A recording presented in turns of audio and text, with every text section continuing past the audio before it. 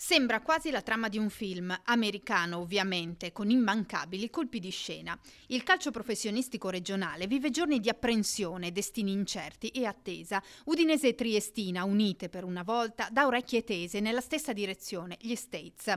Nel caso dei tifosi friulani l'attesa non è così preoccupante, si tratta solo di capire quando sarà il giorno del closing, quello che consegnerà la società bianconera al 100% nelle mani del fondo Guggenheim Partners, capitanato da Mark Walter, proprietario della franchigia dei Los Angeles Dodgers e coproprietario del Chelsea.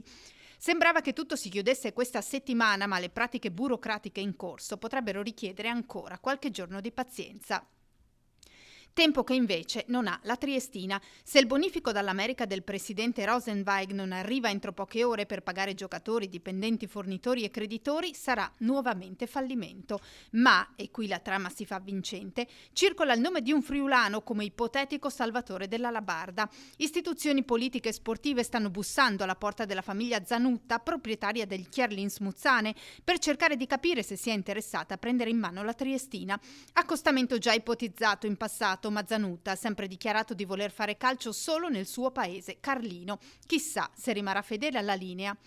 Insomma, il club friulano attende di passare agli americani, mentre altri americani rischiano di mandare in disgrazia il club giuliano, che chiede di essere salvato a un friulano. Il film è pronto, bisogna attendere solo il finale.